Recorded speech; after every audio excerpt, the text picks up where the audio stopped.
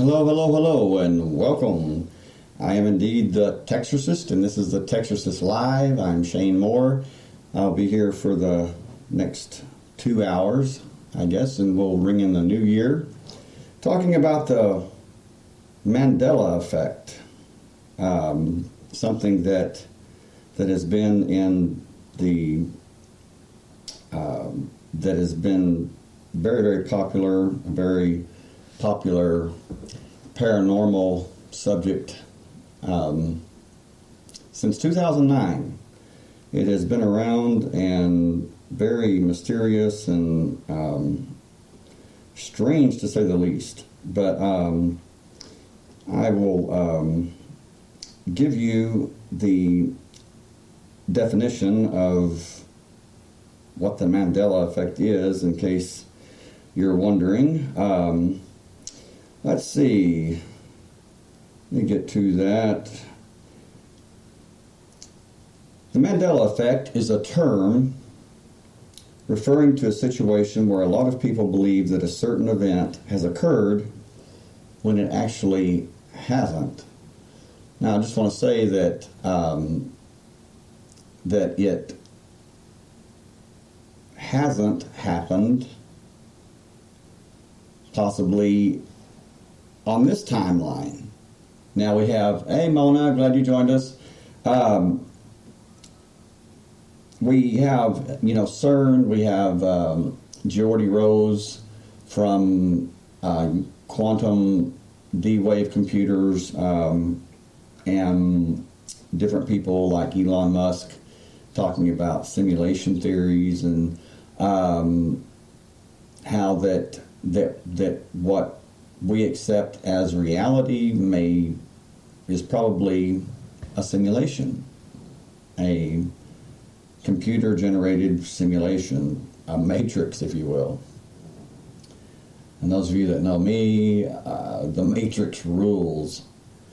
I can remember when I first saw the Matrix, I just sat there and I said, I've got to buy another ticket. I've got to watch this again. And I did, and I just couldn't believe that, wow, it's like somebody hacked into my mind.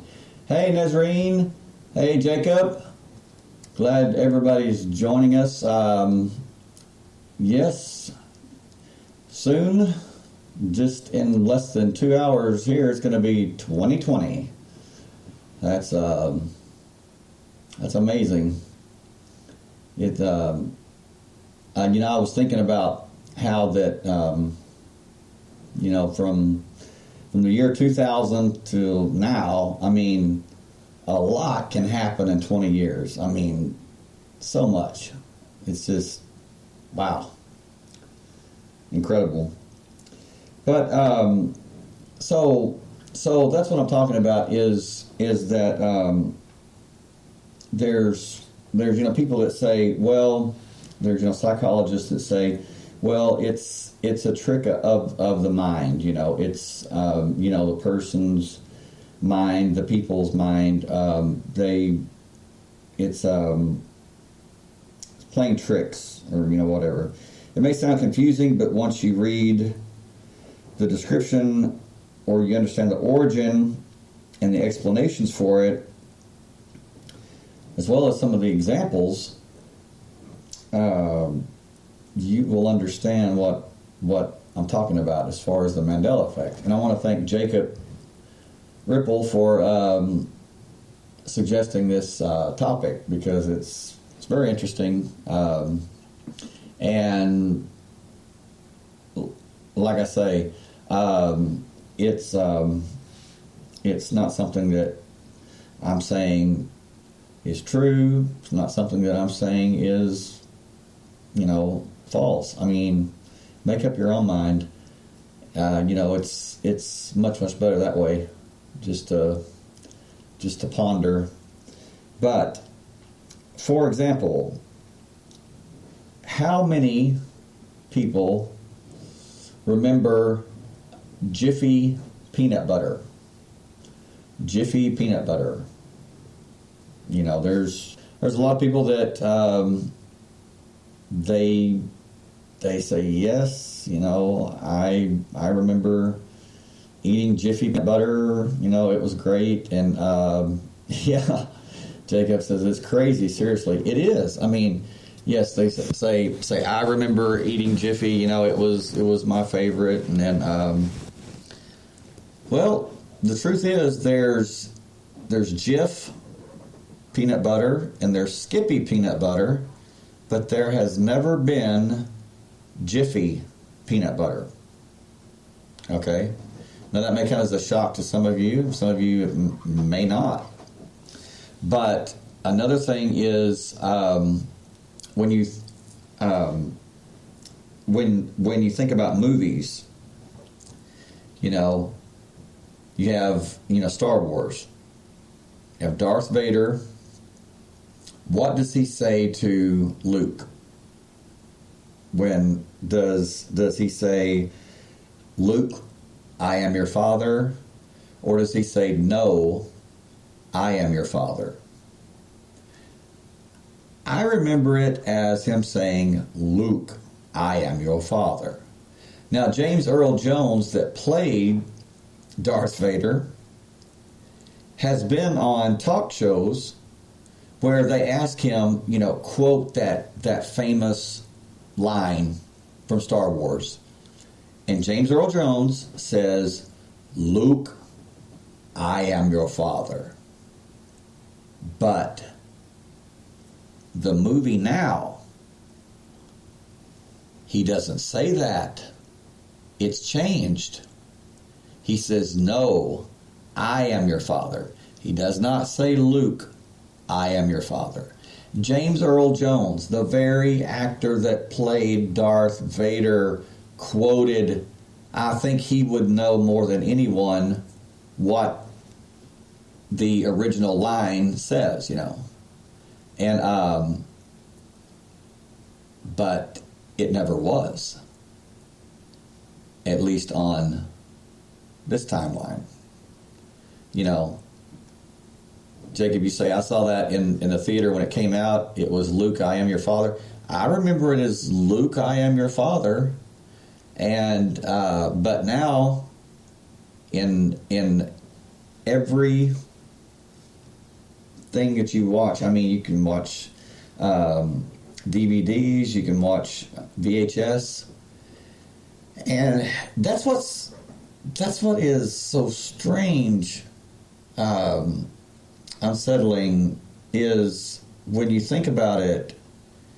What if this is the way that I look at it, is if this is in fact a simulation and there are endless simulated worlds, parallel realities, whatever, just like Geordie Rose just matter-of-factly said and explained. He says, there's endless realities just like this one. He says, and you're in all of them. He says, but they differ. They change depending on the choices you make. And this is what I think, is if the Mandela Effect is true, then it is a residual after effect of when the simulation is reset or it is rebooted, and there's tiny things that are missed that don't line back up correctly, such as the things that we're talking about.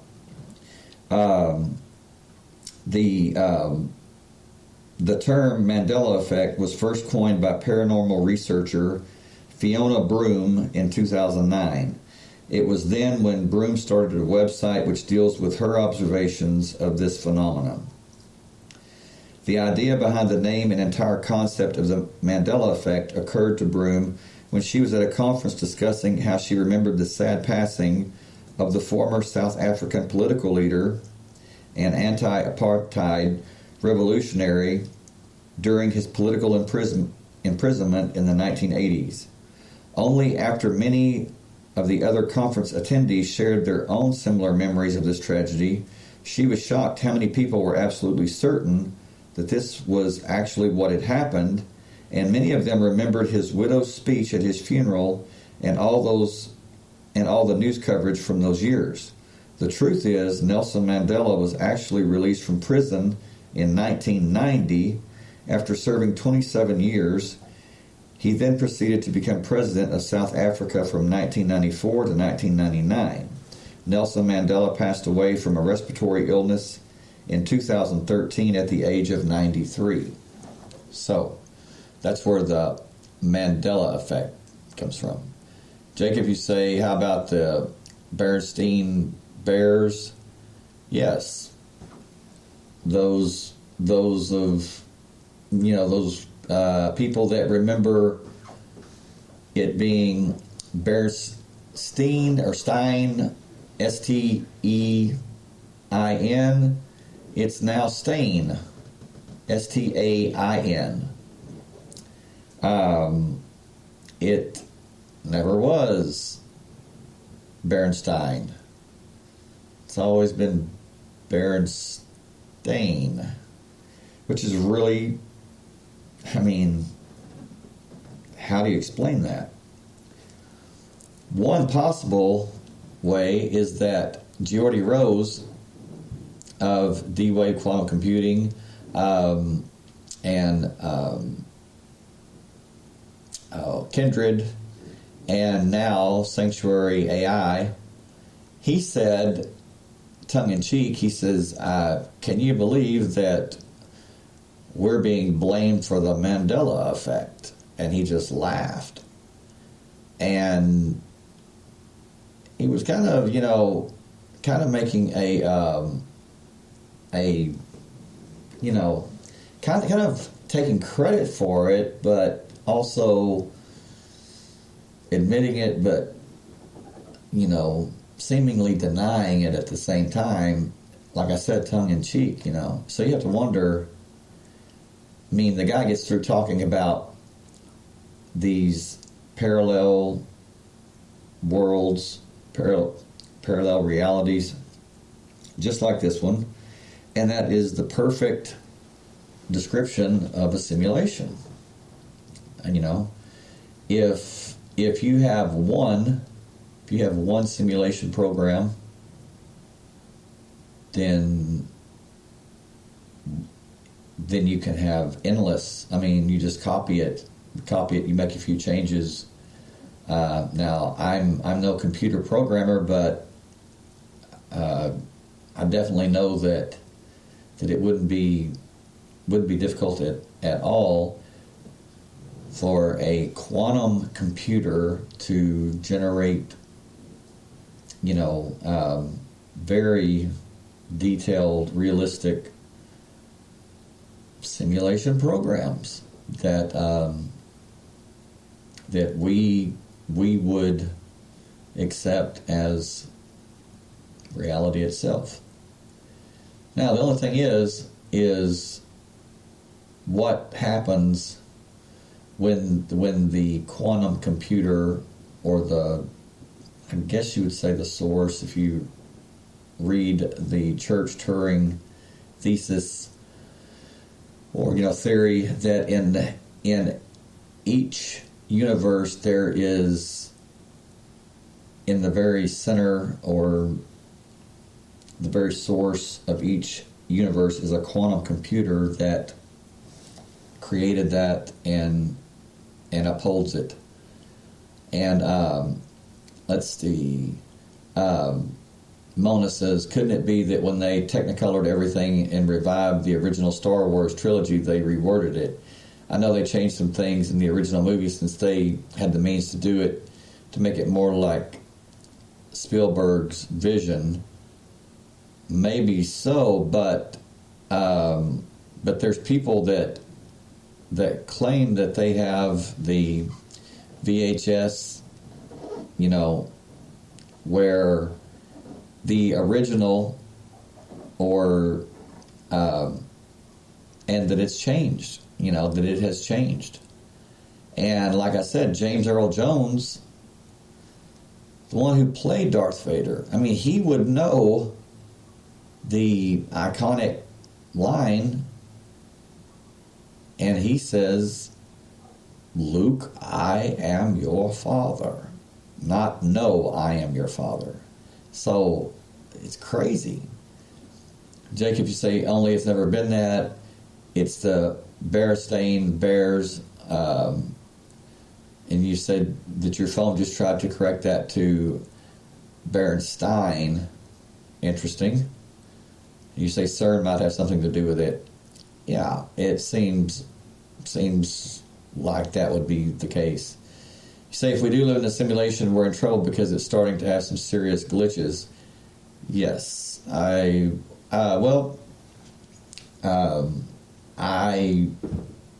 think that if this is a simulation, that there will be more and more glitches, and then it will be revealed for what it is, a simulation. And get that, revealed, a revelation, perhaps. Yeah, buckle your seatbelt. I mean, if that's the case, then wow, that's going to change everything. Patricia, she says, hi everyone. Sorry I've been so quiet here lately. Been wanting to talk about something, but can't freaking remember what I wanted to talk about. Well, maybe you'll remember. Maybe it's you in a parallel world that's erasing that or something. But maybe you will. The worst thing is, the best thing is not to try to remember it. Just go about your business and it'll come to you. Trish says, yep, there are serious glitches. I can't remember exactly what happened recently, but it was major. Say, even my memories are being messed with. Well, it's like the movie with Matt Damon and about he's with the girl, he's in love with the girl, and there's these adjudicators or something, these agents, and the one that's in charge of the simulation says that Matt Damon's character cannot be with this girl because it will mess up the simulation, or it will reveal that everything's a simulation, and they chase him and her and try to keep them apart, and it's like that. It's a very good movie. It's kind of like The Matrix, but not as intense as The Matrix. But there's more and more movies where you see people that are having their memories erased, or they're it's like the movie Dark City, I believe, where each night, it's just a movie, but each night, they reset everything, and it's something like a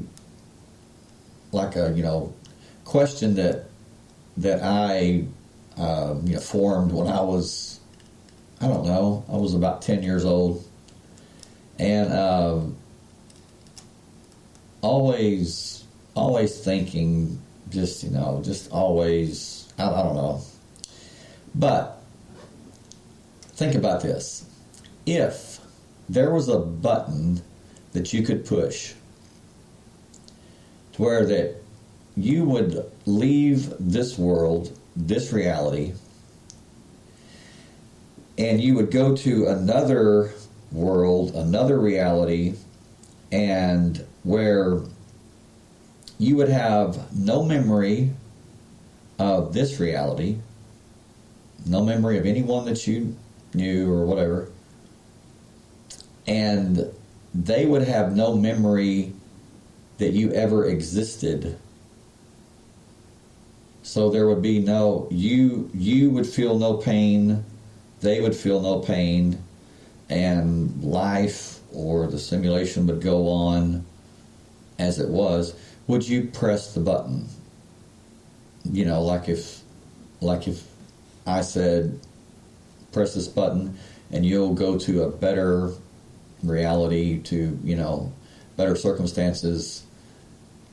You won't remember your family, and they won't remember you. And, you know, would you press the button?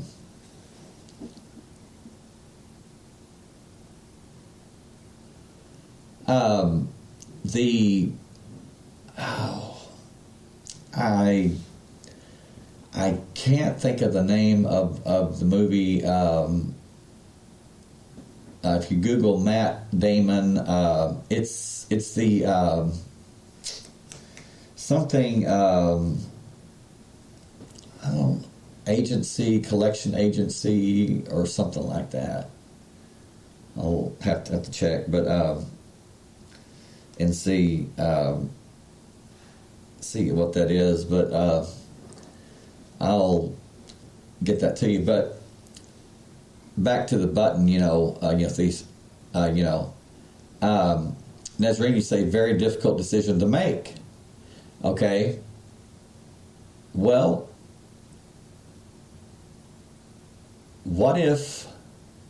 how do you know that you've not done that before? How do you know that you've not pressed that button, theoretically, that you've not pressed that button? The Adjustment Bureau, thank you, Mona, that you've not pressed that button before. Because like I said, you would not remember anything, and no one would remember you. And the question is how many times have you pressed that button? How many times have you changed that? Theoretically. And it may not be a button, it may be, it could be something else, but it would very well, sit well or fit into the Mandela Effect.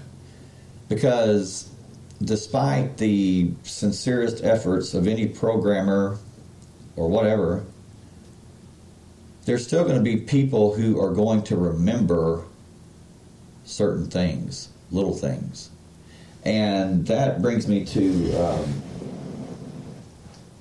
something that I find very telling about the Mandela Effect, if it's in fact true. I mean, and it very well could be. I mean, with the technology now just going above and beyond that we know of, much less, much more what we don't know. But it says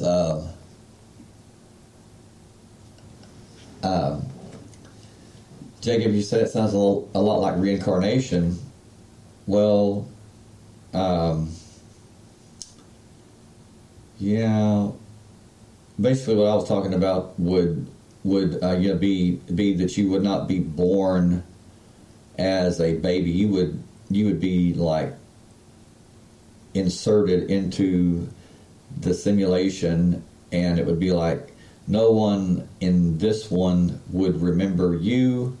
You would not remember them.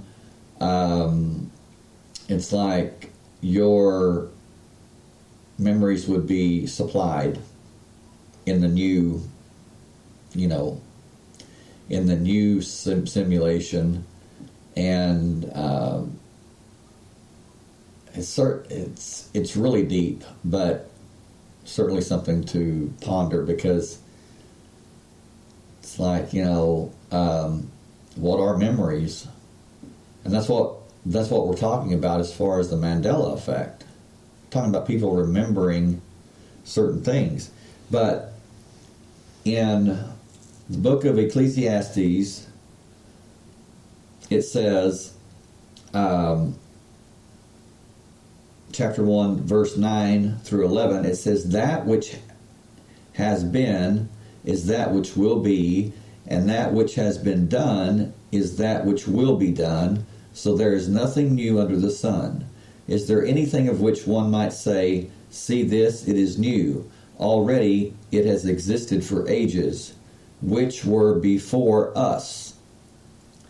There is no remembrance of earlier things, and also of the later things which will occur.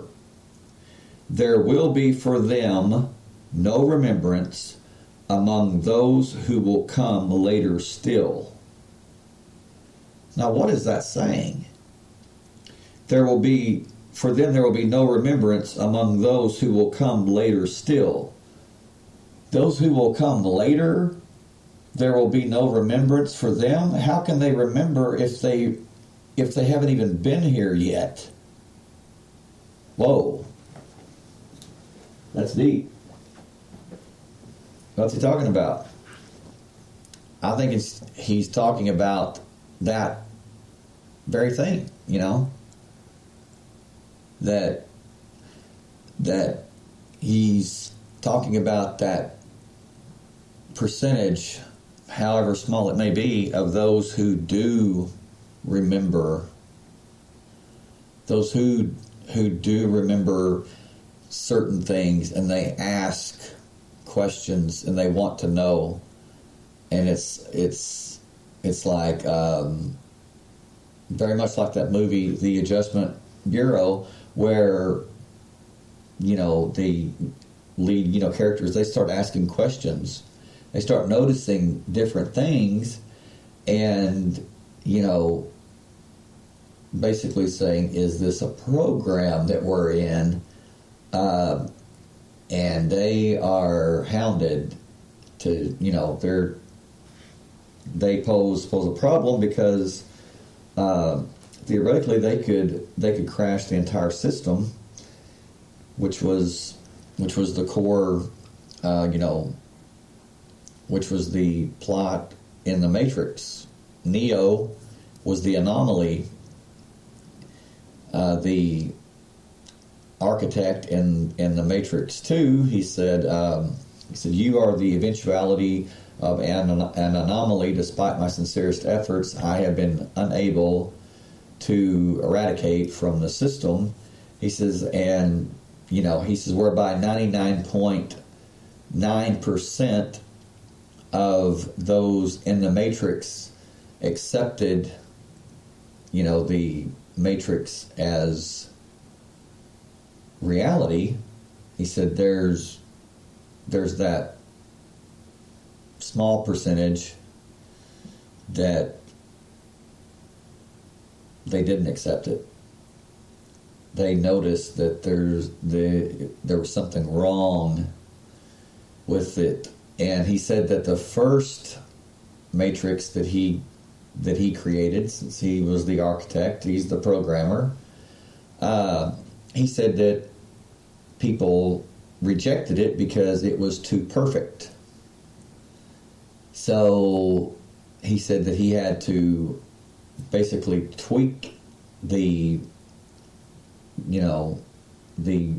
following programs to better suit the grotesqueries of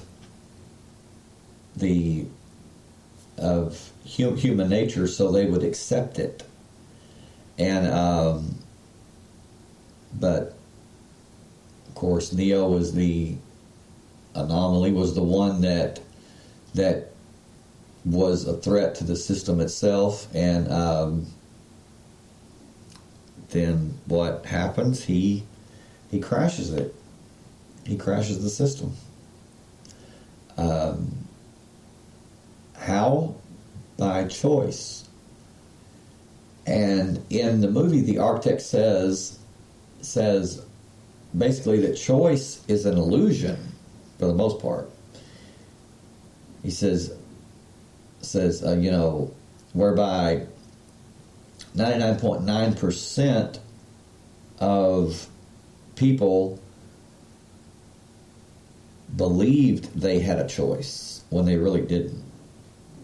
But to balance the equation, or to have a program that would not collapse on itself, there had to be a small bit of free will, and it was like the smallest amount of choice or free will that was possible. Very, very small. And that's exactly how I would run things if I was a programmer. I mean, because with free will, you're not really in control. I mean, you could lose control of the program very, very fast. If people truly had free will, if they truly had, were here to make choices. So, Nazarene, you say, I must have family and friends all over the world. Yeah, I mean, it's like, and you say, could that be the same concept as that of past lives? Absolutely. It's like, have you, which I know that we all have you ever met someone, for the first time, and you just know that person, and they know you? There's a connection there that you cannot explain, and you don't even have to meet them in person. I mean, you can talk to them on the phone, you can meet them online. There's definitely something there, and it's like you have always known this person, and they've always known you, and it's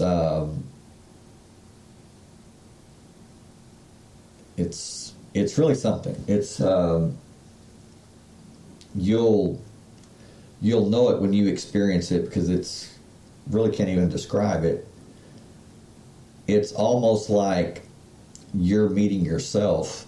You just instantaneously, you trust this person. You don't know why. You trust this person. You know this person.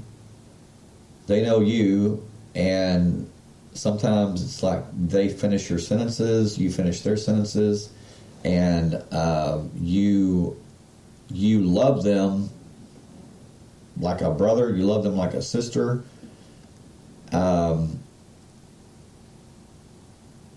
And you may love them like a mother, like a father. And the only thing I've got to say to that is think about the movie What Dreams May Come. Think about that. And those of you that haven't seen that movie, watch that movie. It's very good movie. Very interesting, very thought-provoking. Jacob, you say, look, movies and songs, products changing doesn't scare me much. It's the Bible, which I do consider to be God's message to us. It's changing. It's also prophesied in the book of Isaiah, the great deception. It says, there shall be a great drought, not of water or food, but for the word of God. Shall go forth hither to the shores of the sea, seeking the word, but it won't be found. Well, my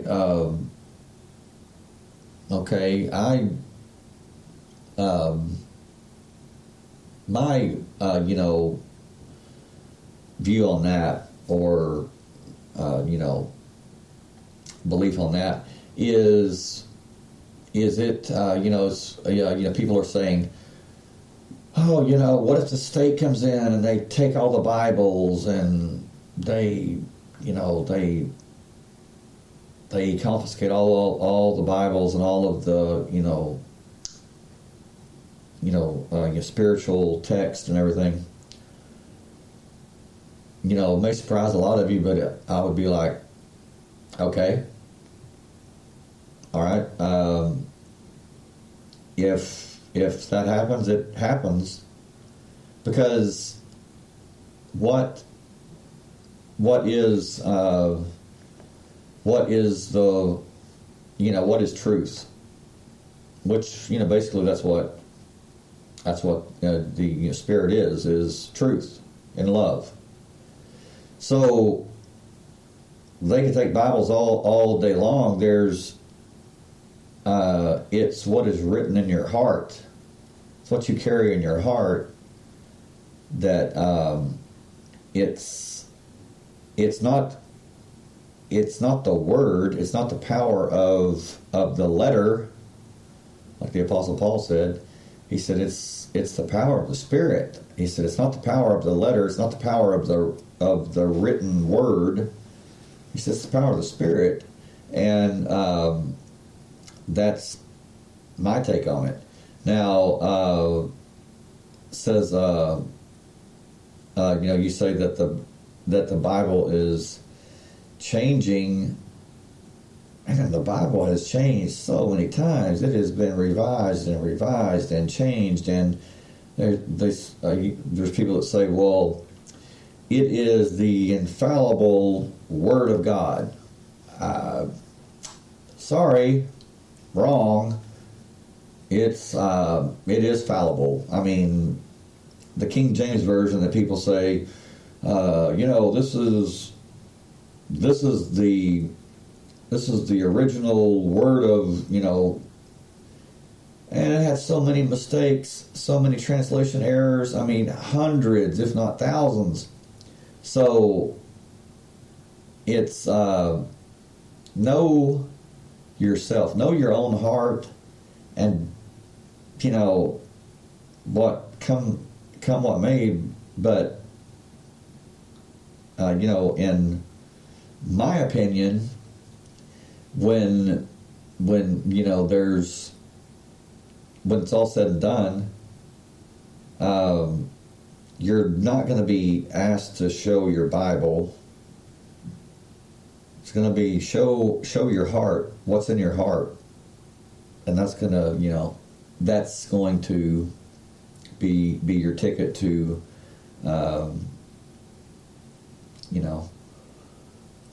you're going to swim or you're going to sink. So, Jacob, you say, in the beginning God created the heaven and the earth. It was always heavens.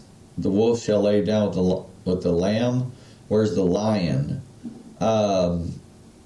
Okay. Well, the actual Hebrew says, in a beginning, God created the heavens and the earth. Let's see. And there again, I don't know what translation that you're quoting, because there's so many different translations. So if it says heavens or heaven, it's to me, it's not that big of a deal, really, because it's I'm reading from the New American Standard, and it says plainly, in the beginning God created the heavens, plural, and the earth. So I think it's just whatever, translation that you're reading. And the no offense, Jacob, I mean, me, but the wolf shall lay down with the lamb. You say, where's the lion? And I'm not being rude, but I just have to ask, what does it matter? And I know that probably sounds like I'm being a jerk, but I'm not. I mean, I'm just saying, does it take away from the powers that take away from the message? I don't think so. Jacob, you say all of my friends, the ones I count on one hand, true friends, are people who it seems like I've known all my life since we met. Yep, absolutely. Hey, Cheryl, glad you joined us. I need to catch up here. Jacob, you said, that's why I said God's message, the Word is Jesus. First line of the book of John is, first there was the Word, and the Word was with God, and the Word was God. Right. I'm talking about a book that I have been reading all my life, supernaturally changing, not reprints, different translations, or all that. The official King James Version. Okay, well, that's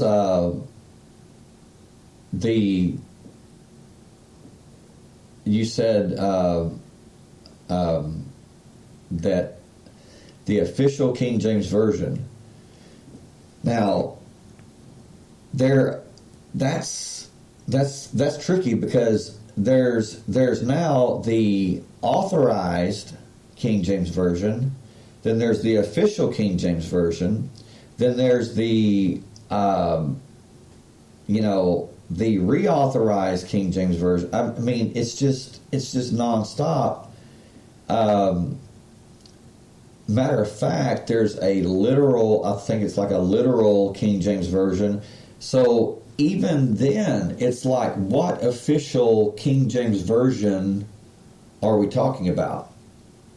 And that's, I'm just at a loss, really. But there's different things as far as the Mandela Effect, such as the movie Silence of the Lambs. It has Hannibal Lecter when he first meets Clarice. And what does he say when he first meets Clarice? Those of you that want to take a shot at that, I mean, it's an iconic line that Anthony Hopkins, just like James Earl Jones, he quotes it, but it's never said in the movie now. I remember it being said. I used to say it all the time, just because it was so creepy.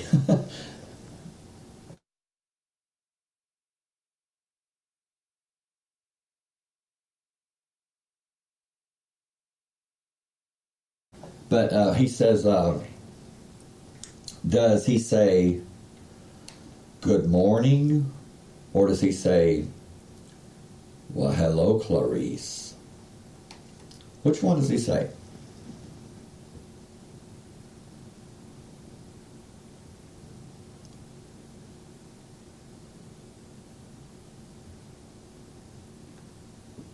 Jacob, you say not hello, Clarice. I remember him saying, well, hello, Clarice.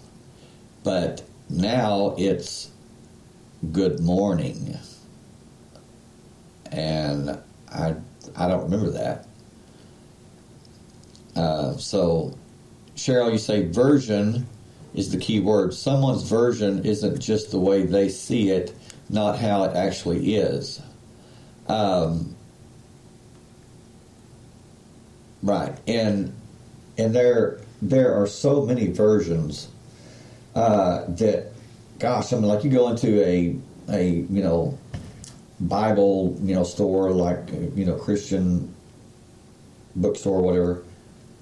Oh, man. I mean, there are hundreds of, I mean, it's crazy.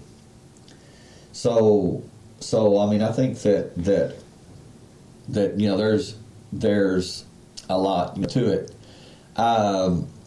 Mona, you said, he says, hello. Patricia, you say, it's hello, isn't it? That's what I remember. He says, well, hello, Clarice. But no, he says, good morning. And it's like, I don't remember him saying good morning at all. But here's some of the different one's different changes in the where I'm just going to list these, and you can jot them down if you want to. You can look them up, or you may even know them right offhand. But the Ford logo. Have you noticed the curve at the end of the F in the Ford logo? If you haven't, you are not alone. Some people believe that this flourish has only been added to the logo recently. The truth is, it has been on the original logo of the company ever since the 1990s. And I remember, seeing that and thinking, okay, Fjord, just that strange, but it's always been with that flourish, like a little E. Jacob, he said in an interview about it that line is how he first envisioned to play the part of Hannibal Lecter. It was "Hello, Clarice." But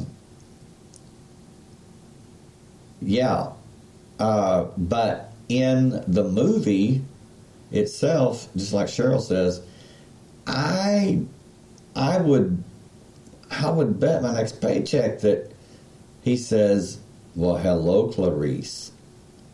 Just, I can see him in that cell walking towards her and saying it. And now they're saying, "No, it's good morning." I don't remember it that way. And says the JFK assassination car. Do you remember how many passengers there were in the car when President John F. Kennedy was assassinated in Dallas?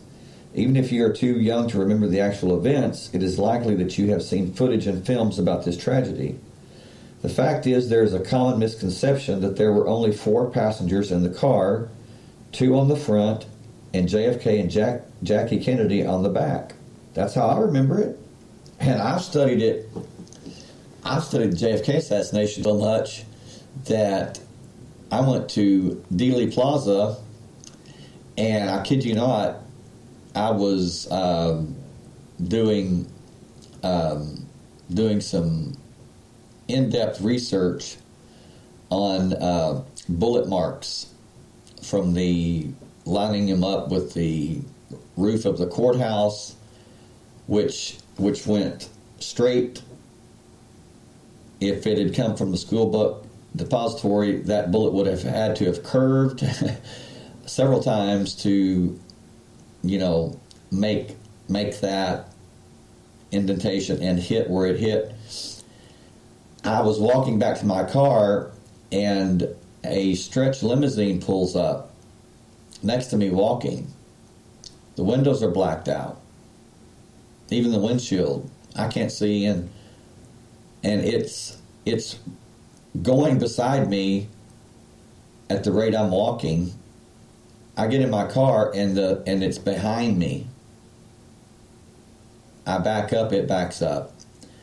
It follows me out of Dallas. When I reach the Dallas city limits, it turns around and goes back. I've studied the JFK assassination big time, and was basically told, well, not basically, I was told, you're really, really, really getting in over your head by 2 different people that they were not kidding. So definitely do a show on that. You know why? Because I don't care. I care about truth. So if that rubs their fur the wrong way, turn the cat around, It's not different strokes for different folks with me.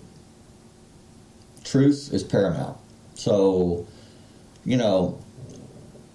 I could care less, but I have to say that not being able to see inside that limousine who was in it, and just feeling the, it sure wasn't love. They didn't want to have tea and cookies. Maybe after they beat me with a baseball bat, I don't know, but yeah, it was not a good feeling. But yeah, I'll definitely do a show on that. But anyway, I remember there's the driver, there's Governor Connolly, his wife, and then Jackie and JFK in the back. The truth is, the passengers in the car were 6. These included the driver, the Secret Service agents Roy Kellerman and Bill Greer, as well as Texas Governor John Connolly and his wife Nellie, also President Kennedy and Jackie Kennedy. The possible explanation behind this common misconception is an ignorance of the design of the limousine, which had 2 extra jump seats, as well as the angles from which photos and videos of the assassination were taken, where the front passengers and the drivers obscured the view to the jump seats and the governor and his wife. So, but I remember 4, so not 6. Anyway, Jacob, you say it's funny how everyone thinks it's crazy about movies changing, logos changing, but I say something about the Bible changing, and I must be reading different translations. And read my whole comment, I said the line was, "Hello, Clarice." Right. Not good morning, Clarice. But, with the movies and the changing, that would it would be like classic books like Moby Dick and things like that. I would be interested to know if there were changes in those books. I'm not saying that it's not happening. I'm just saying that that with the Bible, it's been translated so many times in so many different versions to where, classic books, they're not, translated near as much as the Bible. Of course, the Bible is the number 1 book on the planet. So, it's, nothing against you or the Bible. I'm just, not at all. Patricia, you say, so I'm watching the scene now, and he said good morning to her because he doesn't know who she is. How the heck did we miss that? Seems like we didn't get a briefing on who she was prior. Yeah, that makes sense. And then you say, for some reason I was thinking there was only 4 people in there, but then again, I try not to watch it because it hurts me to watch. Jacob, you said, but he said, good morning, Clarice. He did say good morning, Patricia says. Okay. Just good morning. No mention of the name until she introduced herself. See, that's really, it's really strange because, Jacob, you asked, does he say good morning, Clarice? Patricia, you're watching it, and you say he did say good morning, but just good morning. No mention of the name till she introduced herself. Maybe I thought that he was told that she was coming, that he was told her name by Dr. Chilton before she arrived, but maybe it's my mistake, and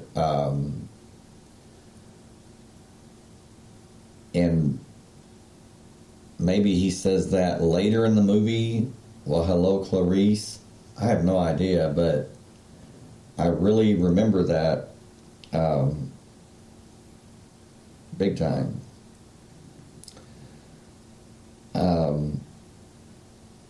And then, get this. The evil queen's mirror, mirror on the wall. no matter how old you are, if you have watched Snow White and the Seven Dwarfs, you most probably remember the famous line by the evil queen, quote, "Mirror, mirror on the wall, who is the fairest of them all?" Well, if you remember this phrase, you have fallen for the Mandela Effect, because the actual phrase from the famous Disney animated movie starts with, "Magic mirror on the wall, who's the fairest of them all?" Well, it got me. You know, that one got me. I've always heard mirror, mirror on the wall, but it's magic mirror on the wall. Cheryl, you say when the movie came out, everyone went around saying, "Hello, Clarice," every time they talked. I did, yeah. I was like Jim Carrey with roast beef on my face. "Hello, Clarice." Trish, you say, I thought that too, but then again, I haven't seen the movie for a long time. No, you're not putting a damper on anything. At all. Okay. It's 11:11 here, so we've got 49 minutes till the new year here in Texas. So, yeah, magic mirror on the wall. Never heard that before, but apparently that's what it is. The Looney Tunes mystery. You may distinctly remember the animated series which presented us with Porky Pig, Bugs Bunny, Daffy Duck, Sylvester, Tweety, and multiple other favorite animated characters as named Looney Tunes. But the actual fact is the Warner Brothers produced series were called Looney Tunes. I remember it being Toons, but it was actually Looney Tunes, Tunes. I just find it really strange, Cheryl, you say Happy New Year. It's 2020 here. Well, Happy New Year to you too. 2020. That can be 2020 vision or just the opposite, Mad Dog 2020. And those those of us from the 80s and 90s, you know what Mad Dog 2020 is. Ooh. Anyway, Jacob, you say she goes to see him several times, and it seems like there was a scene where the head guy tells him that he was going to have a visitor, her name, and to behave himself while she was there. Yeah. Now that you say that, I think that's probably where I messed up. Thinking it was the initial visit when it wasn't. So, yeah, Patricia, Tunes wouldn't make much sense though. Yeah, Tunes wouldn't make much sense because it's cartoons. It's not music, so I have no idea. There's Oscar Mayer hot dogs. Many people still claim that they remember that the famous meat production brand was spelled Meyer. But the truth is, the brand has always been Oscar Mayer with an A and not an E. No idea. Oh man, this is blowing my mind. Gremlins. The Gremlins movie was first released in 1984 and has since become a cult classic. But even some of the most avid fans still remember that the name of the evil gremlin was Spike, but the actual name of the villainous creature was Stripe, not Spike. Man, I've been wrong all these years. I mean, Stripe? I don't remember his name being Stripe. I remember Spike. Jacob, you said it was always Tunes because of the music that played in the background, classical music. And it was always Mayer. I remember the song from when I was a kid. Well, Oscar Mayer. I don't remember it being Oscar Mayer. Or I don't know.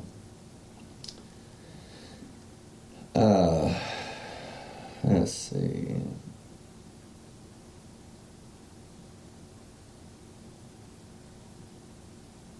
Yeah, and it just goes on and on and on.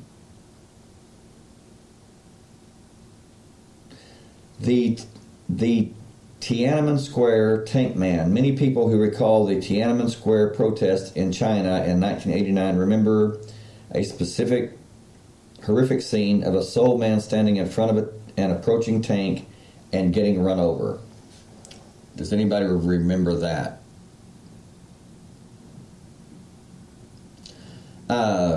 Cheryl, you say, so do you think it's all of us being fooled, or is it something to do with the glitch in the universe and you believe?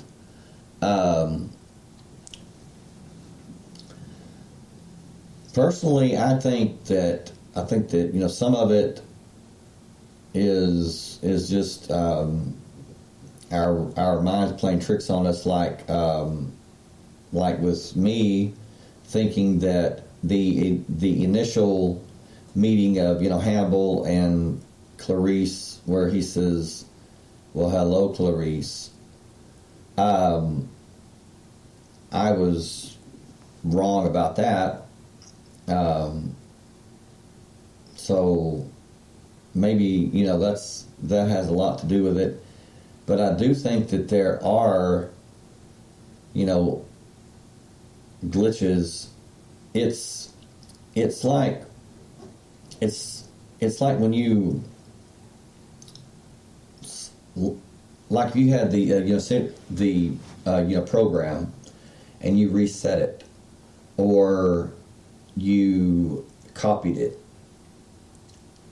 There would be some minor, like the dotting of the I and the crossing of the T. There would be, in my opinion, some changes that would they just wouldn't fit, or they wouldn't be carried over, they would be left over.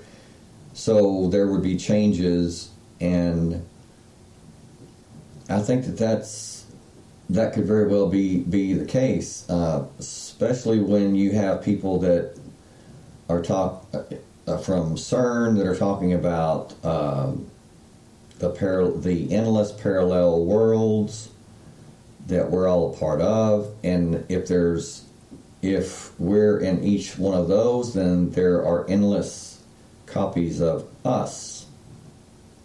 What does that mean?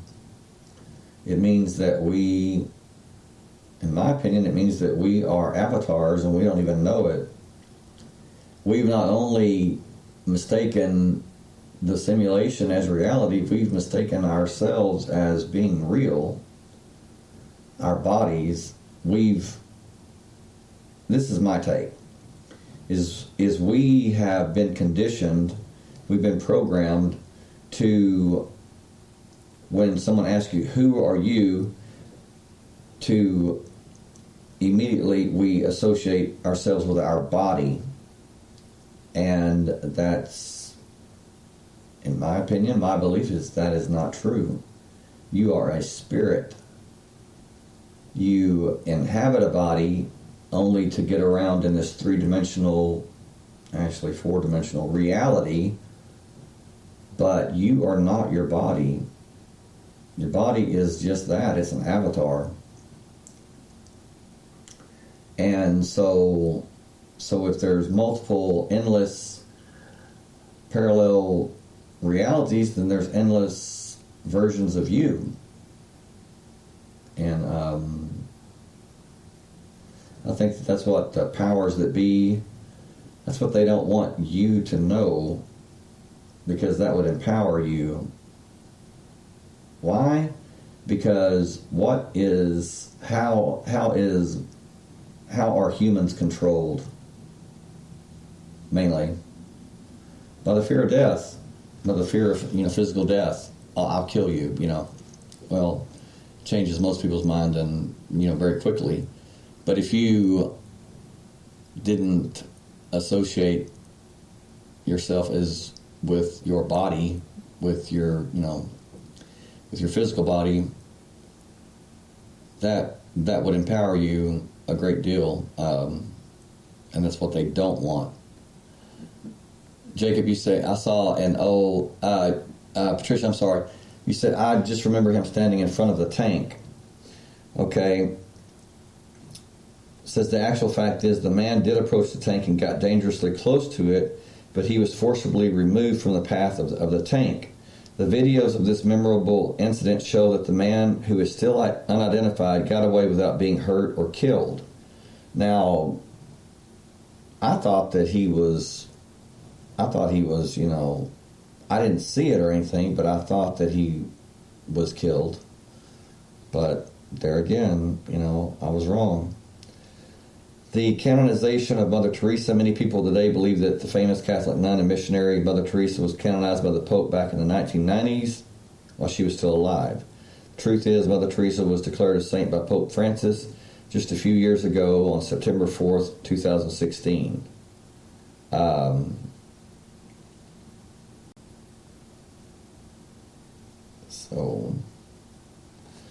But Jacob, you say, I saw an old Johnny Carson show with Mel Blanc, the creator of Looney Tunes, as well as 99% of the voices of the character. He said that about the cartoons. Okay, Mel Blanc, yeah. Man, very talented. All those voices. Yeah, Cheryl, exactly. They now say Ed McMahon was not the spokesperson for Publishing Clearinghouse. I will bet my bottom dollar he was the spokesperson. Well, I have that right here on this list. Ed McMahon and the Publishers Clearinghouse sweepstakes. Do you have a clear memory of Ed McMahon appearing on people's doorsteps to hand them huge checks and balloons after winning Publishers Clearinghouse sweepstakes? Nope. The Tonight Show's sidekick McMahon never made any such house calls. He endorsed the American Family Publishers instead, which was a rival sweepstake promotion. Then again, McMahon did not appear on camera during prize patrol for the sweepstakes. I thought he did. It's like I remember him doing so. Wow. And there's so many things like that. I mean, so you have to ask yourself, is that just us, and Mona, you say, I do remember that. I do too. I mean, and now they're saying, nope, never happened, It's just your mind playing tricks on you. Confabulation, is what the psychological definition is your mind fills in the blanks with the wrong information, and as a psychologist tells me that, I'm going to be like, who the hell are you? Don't tell me what I'm thinking. If I'm wrong, I'll admit I'm wrong, but don't don't make the mistake of telling me what I'm thinking. And those of you listening, don't let anybody push that crap on you either. I mean, I mean, if you're mistaken, you're mistaken. Admit it and go on. But don't let someone, dissuade you or pull you away from what you know to be true. That's nothing but manipulation, and there's a lot of that going around. What these people in powers that be, what they fear is somebody that that they threaten and gonna punish you, gonna make you look bad. Okay, go ahead. Could care less. Okay, well, I'm gonna kill you. Okay, there again, go ahead, but I'm still gonna, why? Because I don't know. I mean, I don't know how to stop. I won't stop. Not ever. And I guess you could say I'm a little bit stubborn. Mona, please do not comment on that. But, sometimes that's not a bad thing, So, anyway. Cheryl, you say, oh, yes, he did. Even episodes of sitcoms mentioning him. This has to be a big glitch. Yes. Jacob say, Mel said they called him the man of 1,000 voices, but he said it was more like 20,000. Wow. And you say, I clearly remember Ed McMahon being the face of Publishers Clearinghouse. I do too. Cheryl's, you say, it's hard to believe that the world knows McMahon handling checks with balloons, and one person says, no, he didn't. I just wonder why they're saying no. Did the powers that be mess up and trying to make us look crazy? Yes, absolutely, and that's what I'm saying. It's like these psychologists and psychiatrists and these mental health experts. It's confabulation. You see, the mind fills in blanks with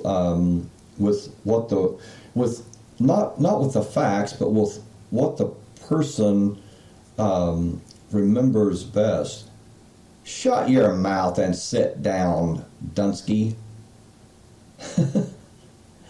I don't remember asking you to think for me, and he'd be like, okay, this dude is dangerous. Yeah, damn right I am. Don't try to get in my mind. You wouldn't last 2 seconds. So, back your little ass up and go put your nose in, some of your mental health BS, crap that you're trying to push on everybody. Like I said, if I'm wrong, I'll admit I'm wrong. But if I'm right, if I know the truth, hey, it's not going to change.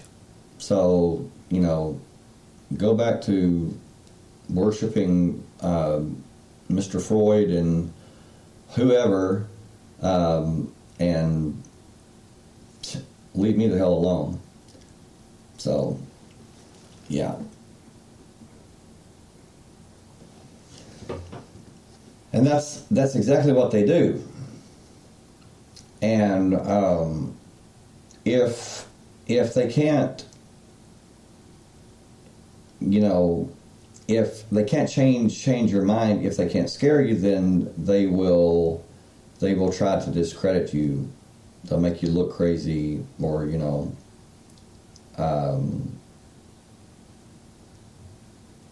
and different things like that. And then come the threats, veiled at first. We'll be seeing you, or we'll see you in the future, and then it gets really bad, it gets really nasty. Or they start, when they know that they can't, and I'm talking about, talking about really, really powerful, really nasty, evil people in power. What do they hate? They hate someone that is a threat to their control.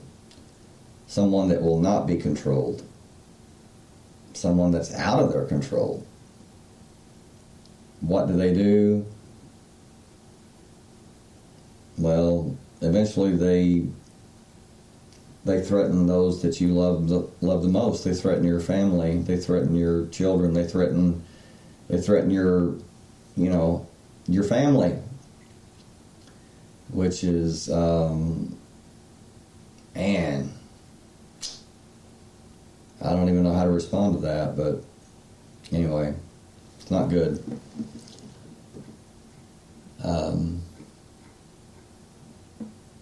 But let's talk about the possible, the possible theories or the possible technology, if you want to call it that, about how this would be possible. Because we're talking about if this is true, even on the most minute scale, even on a microscopic scale, or at the quantum level. Now think about this. If there was one thing that could be changed, no matter how small, one thing, then it's possible that everything and anything could be changed. And what I'm talking about is, let's say that you have say that you have a BB, like that you put in a BB gun, like that small. You have that, and it's sitting in front of you, and it disappears. Okay. That's something that small. Then that would give way to, if that can happen, then a skyscraper could, disappear. People could disappear. I mean, you get the gist of what I'm saying. I mean, if that happens, if anything in reality is changed or taken away, like the very fabric, the very makeup of reality itself, then nothing's off the table. Anything's possible. And that's why that I believe that we are in a simulation. And it's like I talked about last night, about how does a grandmother run up and lift a bus or a truck off of her granddaughter? Okay. How does she do that? Because she doesn't think about it. And that is how a simulation would work. Is she did it because it's like, Spoon Boy in the Matrix. He's bending the spoon with his mind, and Neo picks up the spoon and tries to bend it, and he says, "Do not try and bend the spoon. That's impossible. Only try to realize the truth." And Neo says, "What truth?" And he says, "There is no spoon. Then you'll see it's not the spoon that bends. It is only yourself." Oh man, I get chills. Just, it's like, wow. How does she lift that bus or that truck off of her granddaughter, Because there is no truck. There is no bus. If she thought about it, her mind would make it real. Her consciousness, her observing it would make it real. But she's so concerned about, she has to save her granddaughter's life. The bus literally isn't there. It's not there. So it has no weight. She lifts it off, saves granddaughter's life. And in cases like that, they ask, okay, what were you thinking? They always say, I don't even remember. That's right. Because if you had a thought about it, you couldn't have done it. Why? Because your mind would have made it real when it's not real. Okay, do I need to be locked up yet? Or should I still keep going? I mean, should I be on a leash, or be in a cage, or should I keep talking? I mean, explaining this what seems like crazy stuff, but I assure you, it's not crazy. Atoms are 99.99% empty. What are we made up of? Atoms. So really, when you hear about mystics, about spiritual teachers, spiritual giants, and not giants like Goliath. I'm talking about very, very masters. Like you're talking about Buddha, you're talking about Jesus, you're talking that league. Okay, Jesus walked through a wall. How do you do that? Well, 99.99% empty. What's the wall made of? Atoms. It's 99.99% empty also. So it goes back to Einstein theory of relativity and his him saying that no test could ever be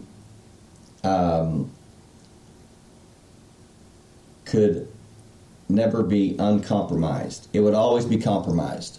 Why? Because the act of testing it compromises it. Why? Because in testing it, you have to observe it. And observing it, your consciousness, the very act of you observing it changes it. How does it change it? It makes it real. What's the definition of real? Real only applies to the dimension, this reality in this box. This 4-dimensional, when you add time, box. Do you understand what I'm trying to say, or am I just completely nuts? I mean, am I making sense? If you step out of the box, if you step out of this dimension, this 3-dimensional, 4-dimensional box,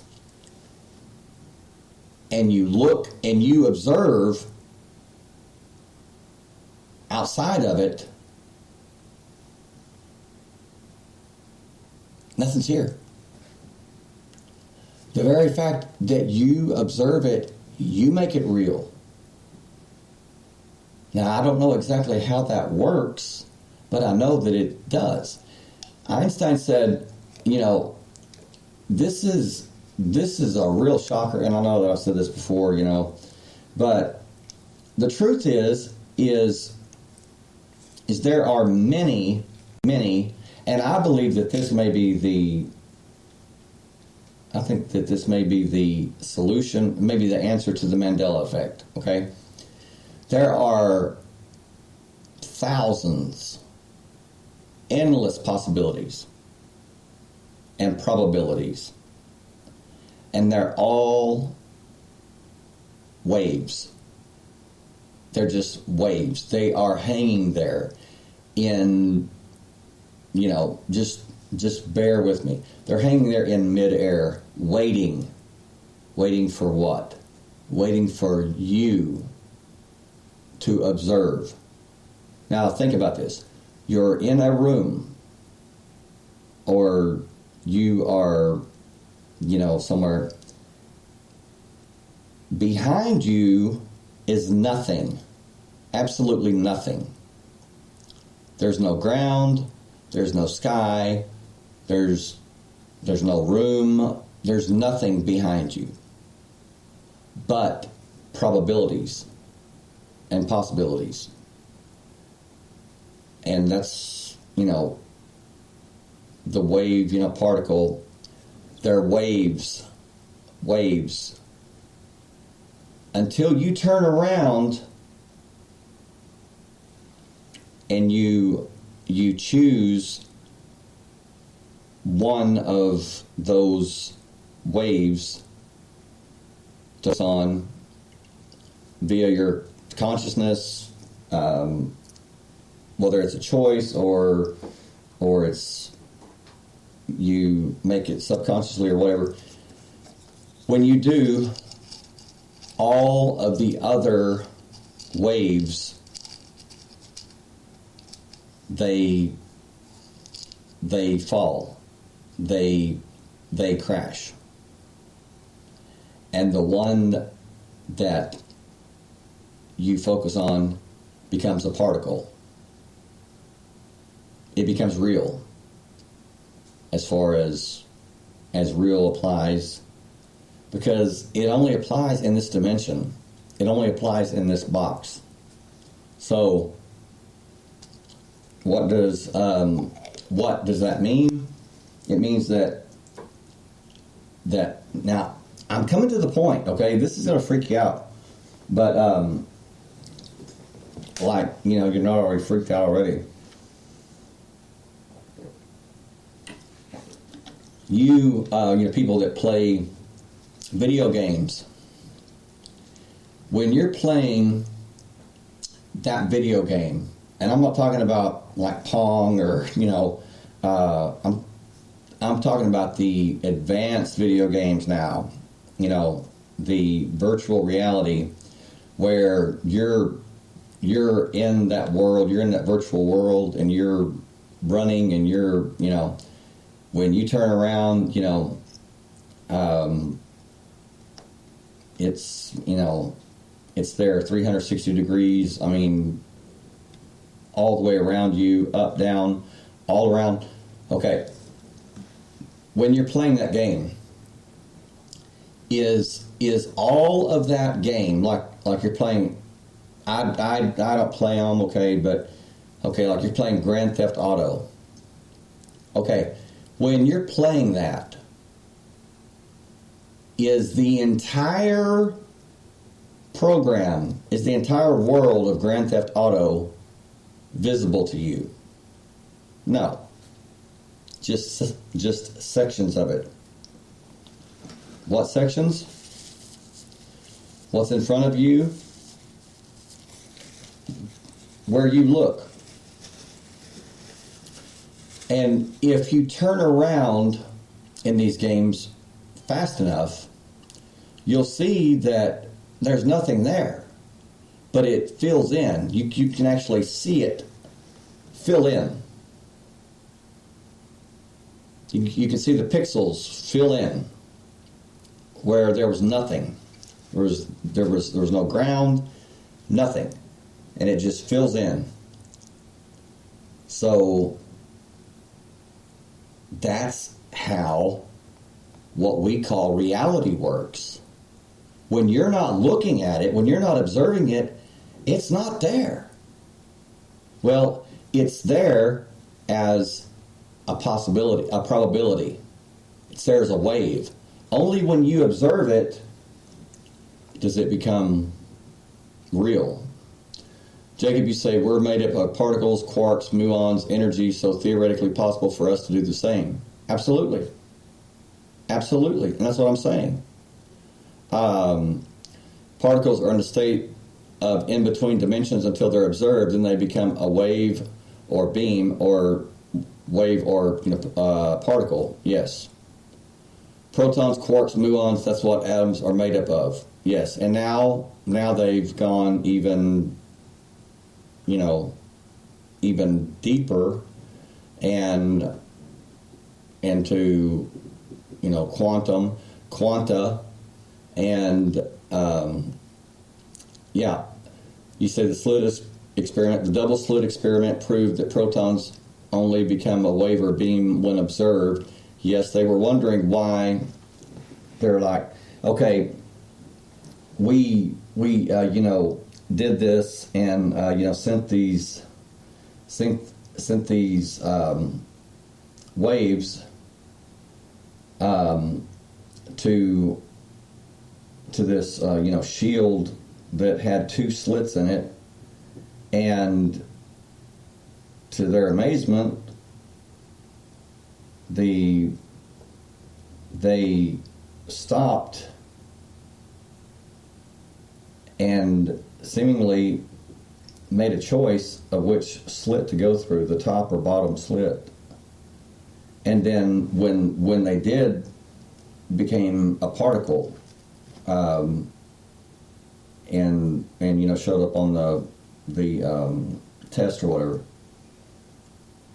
And they were wondering, okay, do they have do these electrons, do these protons, these waves, particles, is it making decisions? Is it making a choice? Not understanding that it was there observing it that was doing it. It was their own mind, their own consciousness, which speaks volumes about, imagine what we're capable of. And I truly believe that it's people aren't so much afraid inherently about not being powerful enough. I believe that when you get right down to it, people are afraid of the power that we're truly capable of, because it's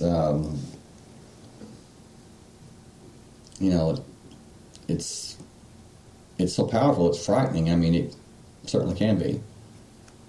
Jacob, you said, where the planet, is traveling through new and different parts of space, and all times our whole galaxy is, like all things in the universe, is being pushed by whatever force causes the universe to expand. Well, that's just it. Is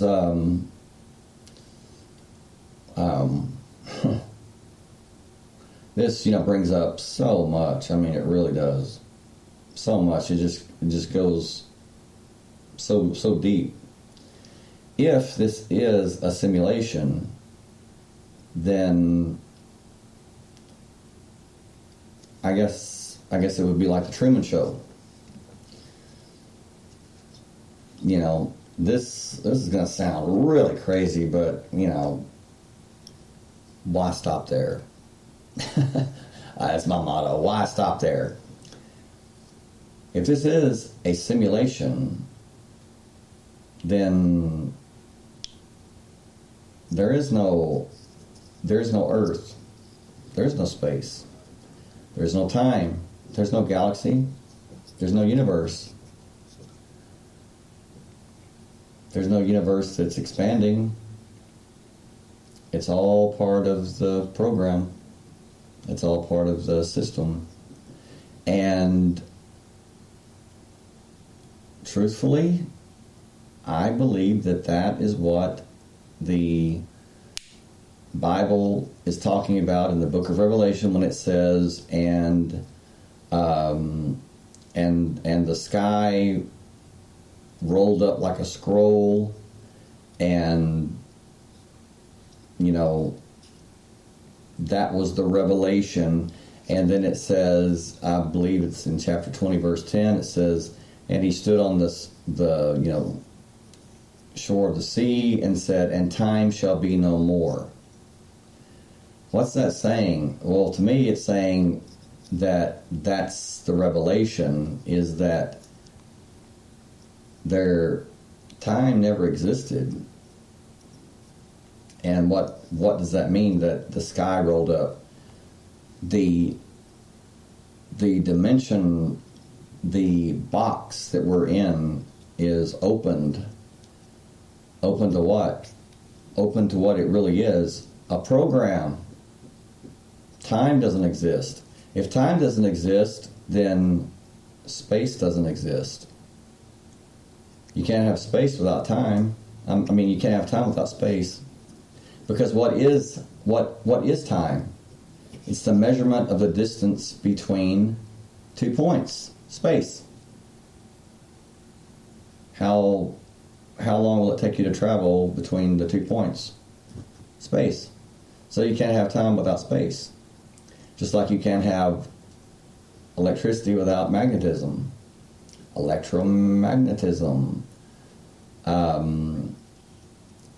You can't have the strong nuclear force without the weak nuclear force. Okay? Now, having said that, if this is a program, if this is a simulation, it's all part of the simulation. None of it really exists. But the question is how does it run? What runs it? What makes it turn? What sustains it? What feeds it? What is its fuel? It has to have it.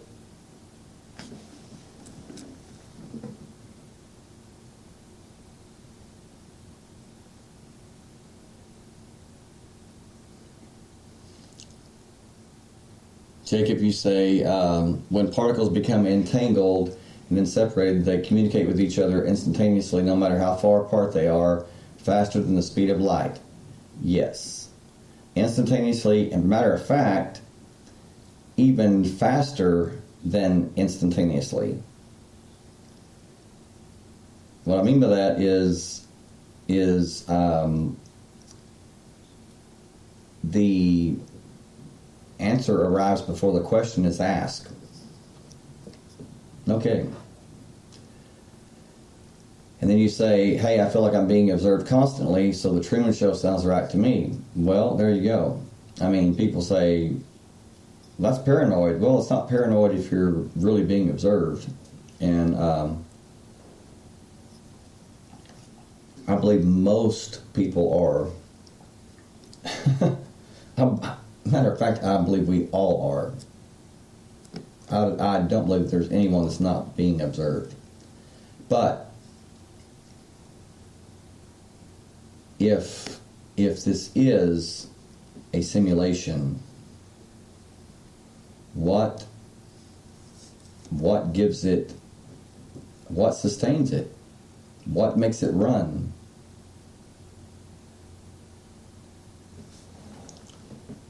Because it has to have something. You say time is a construct of the matrix. Time is just that. Time is a man-made construct.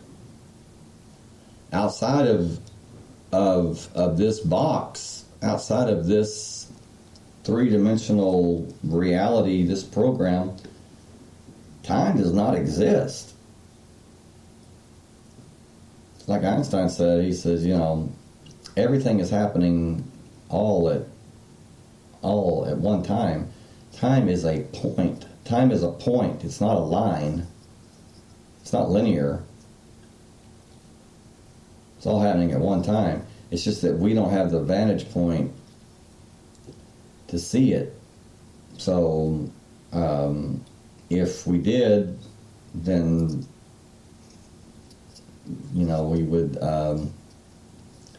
we would be able to,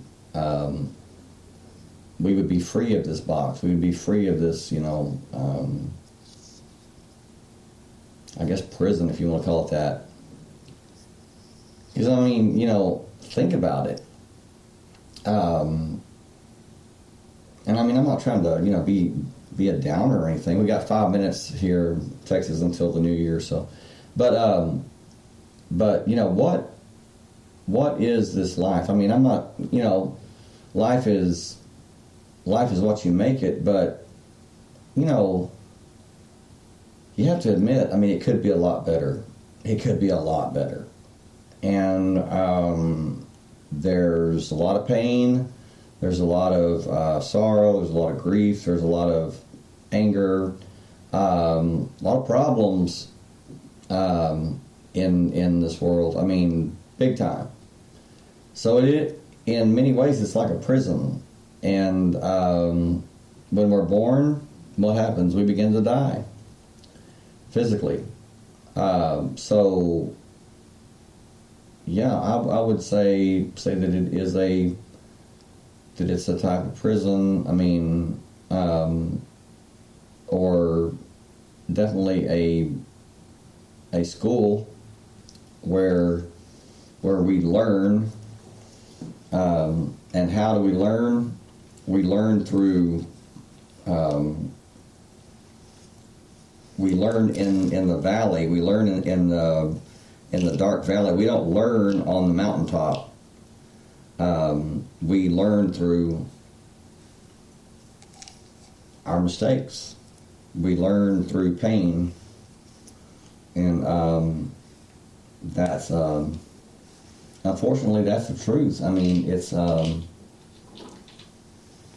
pretty, but that's the truth. You say, Tesla said that everything is frequency and waves and light. Yeah, quanta, exactly. You say Einstein was mostly right, but he was wrong about nothing can travel faster than the speed of light. If we're living in a simulation, we will always be in it. Pac-Man can't leave the game. That's right. And if we are in a simulation, there's no test, there's no way, there's no test that we can perform to prove that we're in it, because any test is going to be controlled by the simulation. But there's one thing that poses a problem to that. Just one thing. And that is your consciousness, your spirit, is not bound in the simulation. And that's why that there is such a push to, why do you think that organized religion, man-made religion, is regulated and has such a bad name and well, you do this and you're going to burn in hell forever. You're going to burn in you know, like where the screams never end and the fire from hell, you know, will melt your flesh forever while you're in raw sewage and slime, and you know, it's like, okay, it's like George, you know, Carlin says, you know, God, you know, says, you know, this, you know, there's people that say that, and then they say, and if you don't do what God says, then that's what's going to happen to you. But He loves you unconditionally. Unconditionally. Okay. I'm sorry. Well, I'm not sorry. No offense to anyone, but that just does not add up, does it? Unconditionally? But, you know, you're going to be sent to a place where you have no chance, and I know, you get a lot of flack on this, but think about it. I mean, that's not unconditional. So something's wrong there. I mean, it just doesn't add up. I mean, and there's no denying that it doesn't add up. And I know people are going to say, well, you know, He sent His Son to die. Yeah, yes, okay. But it says He loves you unconditionally. Okay, well, if that's true, then, you know, It just does not make sense. That's the truth. 1 minute until the new year here in Texas.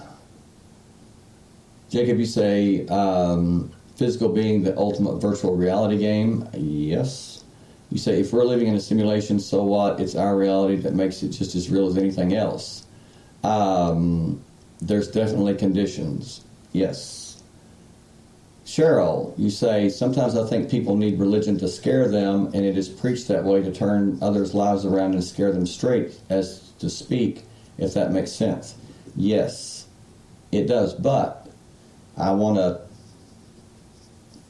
that you brought that up, because that's something that I really want to talk about.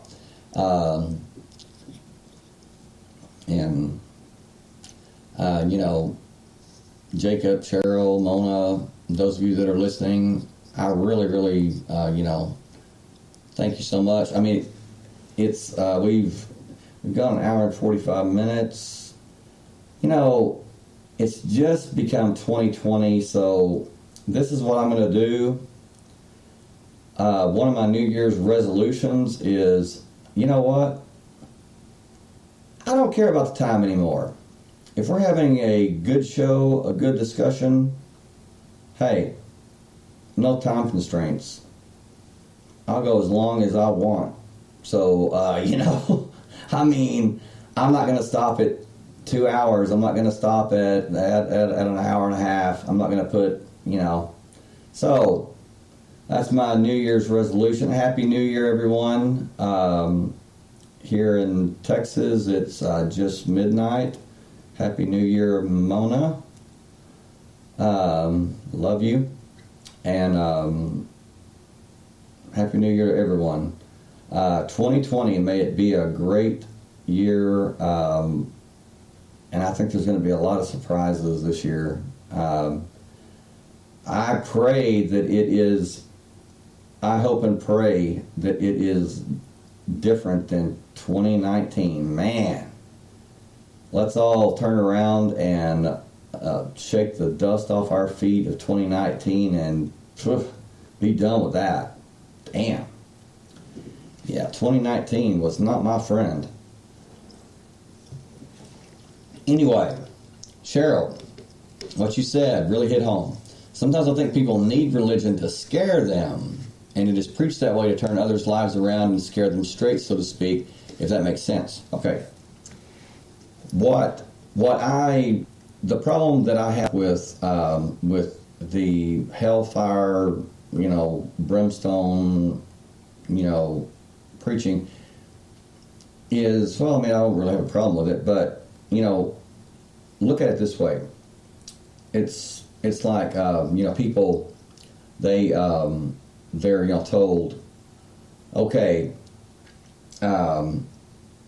you have to love God with all your heart, all your mind, all your spirit, everything. And you have to, genuinely love Him and or it, the source, creator, whatever. And, willingly, in my opinion, willingly. Not forced, because if it's forced, then it's not genuine. It's not true. It's like, okay, if you don't abide by these rules, and if you don't love Him, and you don't agree with what's written, then you're going to burn in hell forever and ever and ever, and you're never going to have peace, and you're going to burn throughout all eternity. The most hellish thing. And so people are like, okay, they're scared, so they go up, and the preachers there, the minister, the evangelist, whatever, and okay, well, you know what? Johnny here, he has given his life to the Lord, praise the Lord, and God touched him, and and Johnny's up there like, no, not really. I was really just, you scared the hell out of me about, spending eternity burning, so really it's not because I love God necessarily. It's not because I want to follow all the rules. It's not because I'm doing it because willingly. I'm doing it to escape this horrible eternal torture that you just so eloquently described, and and that's just it. Is there's so many people that it's like if you put a 45 on somebody's head, cock the hammer back, and you tell them okay, I want you to believe this. Well, you're going to agree. Most people are going to agree, to save their brains from being, splattered on the wall or whatever. That's the way I see the fear-based preaching and teaching of religion. Now, spirituality, completely different. I can't stand religion, but I love spirituality. Spirituality is freedom, and in the Bible it talks about Jesus. What did Jesus teach? Jesus said, it's like his, disciples said, James and John said, okay, if they don't agree with us, shall we call down fire from heaven and burn them up? And Jesus was, whoa, no, they're like, should we just kill them? And Jesus is like, no. He says, just shake the dust off your feet and go to the next town. But that's why that the powers that be in the Bible hated Jesus so much, is because Jesus was against the religious system, the man-made religious system of that day. And what was that religious system intertwined with? The political system. The Pharisees, the religious leaders of that day, they worked with the political power of Rome, and Pilate, and worked with the Pharisees. The Pharisees worked with Pilate, and next thing you know, Jesus is executed. Why? Because he was a threat to both. What did both thrive on? What fed both? Control the people by religion. Regulate,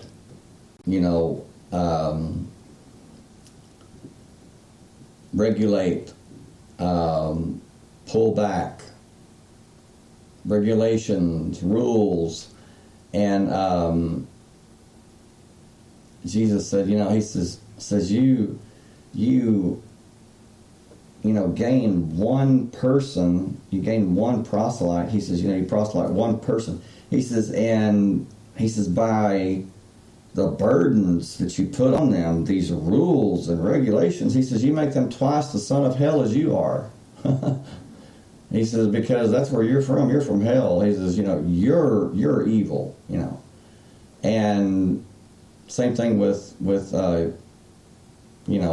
the political power, all about control. And mark my words, that's coming. That's coming back. The separation of church and state, it's not going to be separate much longer, in my opinion. What has been done will be done, and nothing new is under the sun. Yeah. So, who executed Jesus? Collaboration of organized religion that he was against, and the political power of that day that he was against also. And they were working hand in hand, doing what? Using people, abusing people, taking advantage of people, controlling people, conditioning people. And that's why that I,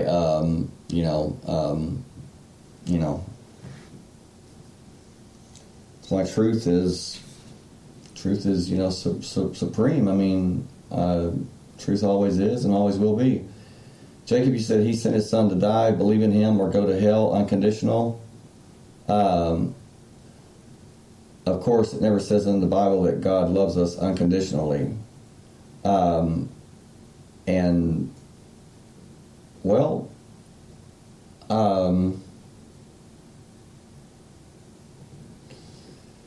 never uses the word unconditionally, but it uses another word, agape,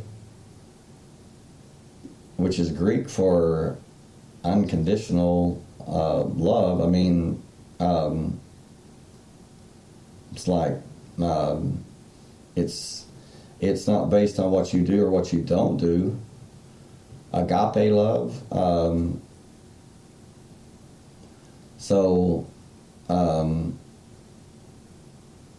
But right.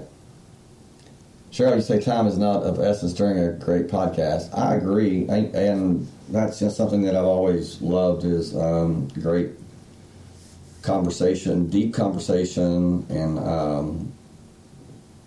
I just thrive on it. I mean, when you bring up something, I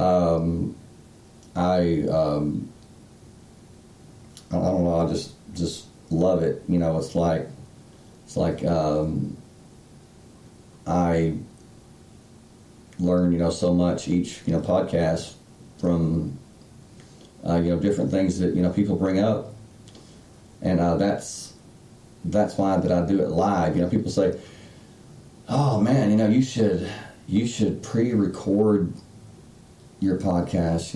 It's so much better." And I'm like, yeah, but it's so impersonal. I mean, I like the conversation. I like the discussion, getting down to the nitty gritty. Jacob says it also never says God helps those who help themselves. Right. That's right. Happy New Year, everybody. Yes. Jacob, you said 2019 has been a great year for you, far better than the last three.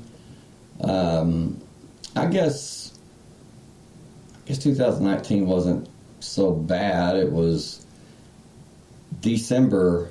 Oh man, December I was down bad, really bad. From the day after my birthday on December the 3rd till about a week ago, I was flat on my back that whole time. Food poisoning, 3 infections. Man, it was horrible. But I poisoned the food poisoning and whipped the salmonella and just whooped them all. And I guess I'm just too damn stubborn to give in to anything. Went to see my doctor, and doctor, 32 years, and he told Mona, he said, he always does this. He says when he could call me, he could come see me, and I could help him. And he said he always holds out. And I'm like, and this time I was I was too sick. I was too sick to go see him. I was sick as I've ever been in my life. I was too sick to die. Yeah, man, it's bad. And just so you know, is, man, like if you think that you've eaten something bad, that you may have food poisoning or whatever, for God's sake, go to the ER. Do not do what I did and try to tough it out, because, hey, it is not worth it. Whoa. 10 days where I went for like 7-8 days. I did not eat anything. Couldn't. Lost like 10, 12 pounds. Whew, man, horrible. And, yeah. And it can kill you, so, definitely don't play around with that. Jacob, you say, my faith is not fear-based. That's why I don't go to a church or believe in denominations. I follow the teachings of Jesus. Love God first and love thy neighbor as thyself. Love is the key to this life. I agree. And my faith is not fear-based. I don't go to church. Number one, because I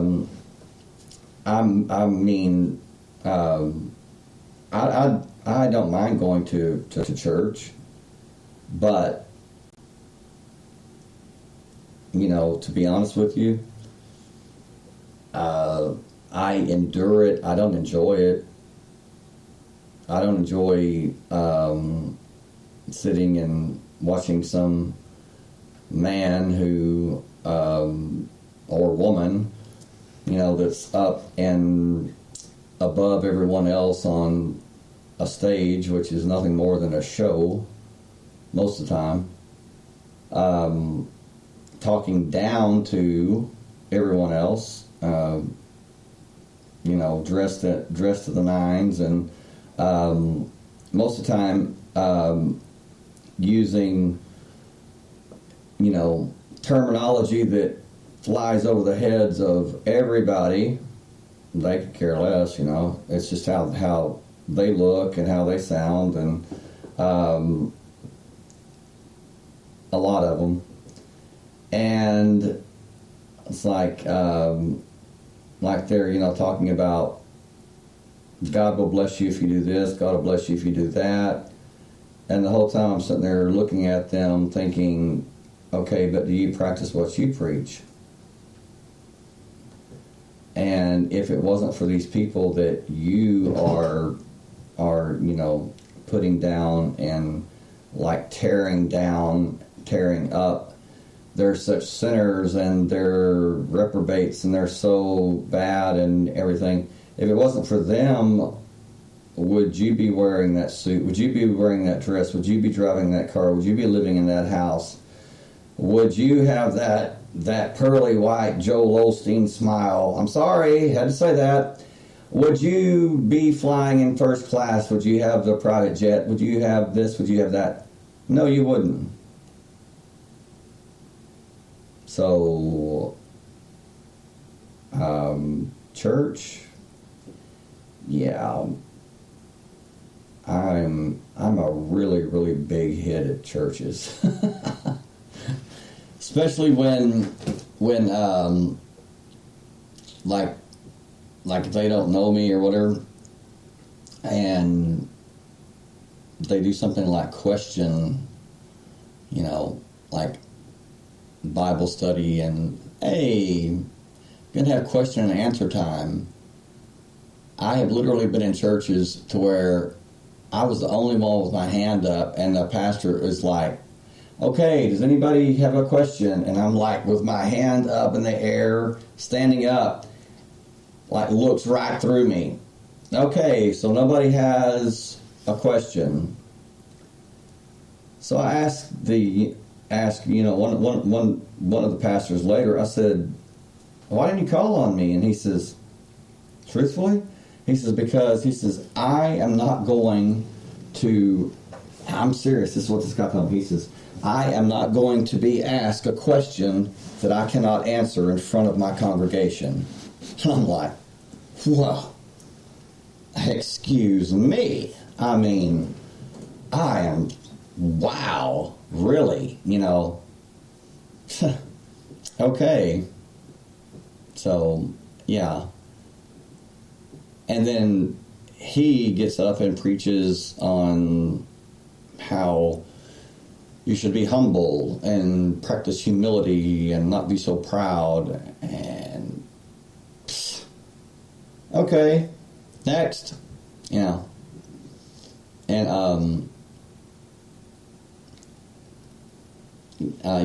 it's like it is part of the system. It's a huge part of it. If not the most powerful, it's the most subtle. But it's like Jacob said. The Beatles said it best: "Love is all you need." It's true. You say, I prefer to be around people who don't judge me on sight or at all, really, so no church. That's right. And it's like I've been to churches before where this there was a young woman that came in. She was wearing like a short skirt. I mean, it wasn't like really, really short, but it was short. And man, you wouldn't believe the things that people were saying about her, And I said, whoa, whoa, whoa. I said, why are you doing this? I said, have you ever considered that maybe that's the only clothes that she has to wear, and in her mind to church, she's not flaunting anything. Maybe that's all she has to wear. Have you thought about that? I know, some of them are like, man, I never thought of it that way, Well, maybe you should start. And then we were having this, breakfast one time at this church I was at, this men's breakfast. And this man came in drunk. He was hungry. He came in drunk. And he, sat down, and you could tell he was drunk. I mean, you could smell alcohol all over him, And two of the deacons, got up and they said, calling the cops, this guy's drunk. And I said, calling the cops? I said, this is a church, right? I said, the man's hungry. I said, he comes in here, yeah, he's drunk. I mean, guy was agreeing to that. He couldn't deny, but he wasn't causing any problems or anything, I said, what's he going to think, when you call the cops, have him arrested when he's here to eat pancakes, in the church? Oh, yeah. Super spiritual, right? I mean, yeah. Call the cops on him, that'd be great. Yeah. You go, Well, they changed their mind, and the guy ate and, didn't cause any problems. We finished, he left, and I don't know, but I just can't see that, man, I hate that judgment, and I'm always for the underdog, I'm always for the person that's, well, I've had, people say, talk to me, thinking I'm some kind of choir boy or whatever, They're like, yeah, it's just like, people that are covered in tattoos, and I'm just smiling, I'm like, oh man, you have no idea. And they're like, yeah, because Bible's against tattoos, man. You know, if you got tattoos and there's something wrong with you, and I start rolling up my sleeves and they're like, oh my God, because I have many tattoos. You just can't see them, you know. I mean, but yeah, got a lot of tattoos, but you know, people, they've been conditioned by religion to judge a person by their appearance, by their body, by now. I'm not saying that, you know, that it's cool to, you know, to go anywhere with hoops in your nose and you know, your ears, you know, dragging the floor, and you know, something in your lip and everything, you know, with your face filled with metal and stuff like that. I mean, that's, you know, gosh, I mean, it's, yeah, if you want to do that, that's fine, but you know, rest assured, people are gonna, you know, they're gonna pull away from you. They're gonna, you know, because you're friggin' scary looking. I mean, you know, and you know that. Maybe you do it for the attention. I'm not judging you. I'm just saying that, you know, when you do that, and then you say, oh, you know, they look at me weird, you know, or they, you know, didn't, you know, wasn't, you know, they didn't come up and, you know, shake my hand. Well, yeah, I mean, when you know, there's, I don't know, you know, people are scared by what they don't understand, and, you know, it's kind of difficult for some people to understand your appearance. So, suck it up, Buttercup. You know, I mean, seriously, you know, it's, I don't, you know, judge people by how they look or how many tattoos they have, or, it's like, you know, people say, I was in this, you know, biker club, you know, one time, and I was wearing like a black Stetson, you know, hat, you know, cowboy hat, you know, and boots and everything. And so these bikers come over and they're like, so, you're a cowboy, huh? Well, no. And he said, well, you know, what do you mean you're not? And I said, well, you probably think that when I look at you, I see bikers, right? Well, yeah. I said, well, the truth is, when I look at you, I don't see bikers, I see human beings. And I would hope that when you look at me, you don't see a cowboy, you see a human being. How's that? And guy says, man, you are one cool dude. Rounds for him. And they started buying me drinks and stuff, you know, and I'm like, yeah. What was that? Truth. People, get over this conditioning, this, you know, this, I'm sorry, bullshit of, you know, labels. Stay away from labels. Don't confine yourself to, you know, am I a cowboy? Well, I live in Texas, born and raised in Texas. I wear boots. I wear jeans. I wear a hat occasionally, most of the time. But to say that I'm a cowboy, I'm that, a can of worms and a barrel of monkeys and then some. I'm not going to limit myself to just being, you know, one thing. I'm going to be free to be me, and you should be too. So,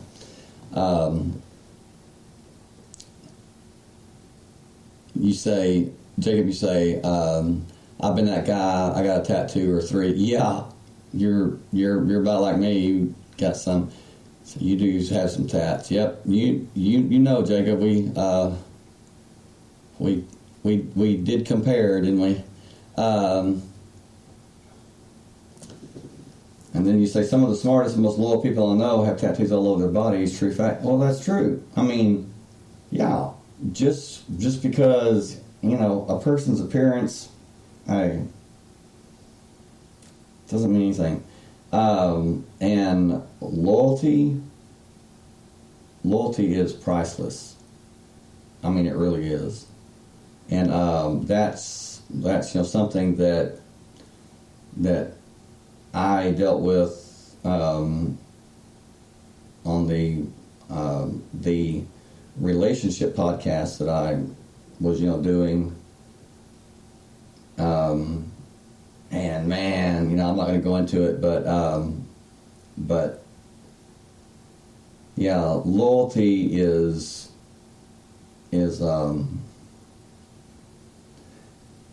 priceless, and someone that's truthful, that will tell you the truth even when it hurts.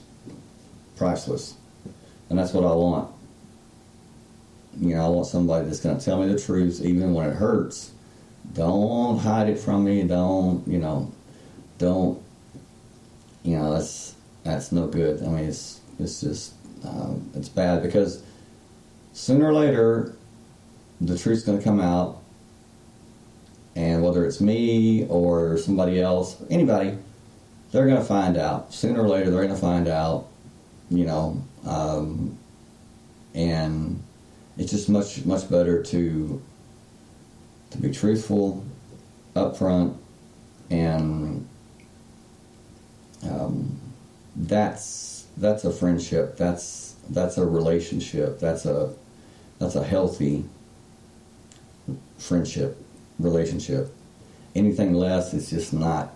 It just doesn't cut it. So, Jacob said, label me whatever you want to. The only label that matters to me is the one I give myself. Well, me, I'm not even going to label myself. People ask me, "Are you a good person?" And I'm like, well, stick around and you tell me, because when you think about it, anybody that you ask if they're a good person, they're going to say yes. I mean, who's going to say, no, I'm really not? I'm really not a good person. Matter of fact, and they're going to open up to you and tell you that they're a bad person. Well, even Charles Manson or Jeffrey Dahmer or Ted Bundy would say, yeah, I'm a nice guy. Yeah, So, no, I'm just going to be me. I'm going to live my life the way that I live my life, and people can say what they want. I could care less. So that's me. It's like, take me or leave me. I don't really care. There was a time I did, and those were miserable years. Oh man. But once you get to the point to where you seriously do not care, you could care less, there is power in that, I guarantee you. And, that may sound arrogant, it may sound conceited, it may sound very callous, but I'm definitely none of those things. I may joke around, and but those that know me, they know they can call me anytime, and I'll be there. And that's what we need. That's what we need more of in this system, in this world, in this prison or whatever. because that's very rare, or it is for me. I mean, it's like I can count on one hand those that I can call and know that they're there for me, and it should not be that way. It should be, you know, what a perfect world it would be if we were if we could depend and count on our friends, you know, those who say that they're our friends. But anyway, we're just about done here as far as this show. Do you have anything that you want to add? And I'll read what you have said, Jacob. Except, of course, for dogs, nothing more loyal than a dog. Matter of fact, I'm glad you said that, because I'm going to do a show on the loyalty of dogs. Man, I went to the store before the show. I was driving back, and that's so weird you brought that up, because I was thinking about, I'm going to do a show on the loyalty of dogs, because it's like, you know, a dog will not leave your side even in a burning house. They'll stay there and burn up with you rather than leave you. And man, that's why I love dogs. And also because they wag their tails and not their tongues. Yeah. They would not tell your secrets if they could talk. So, you know, you say, I'm loyal to all of those I care about to the end. Also true fact, I know that. You say, I label myself always changing. Well, there you go. Living and learning, that's a good label. Yep, that is. We're all living and learning. Yep, hand friends, yep.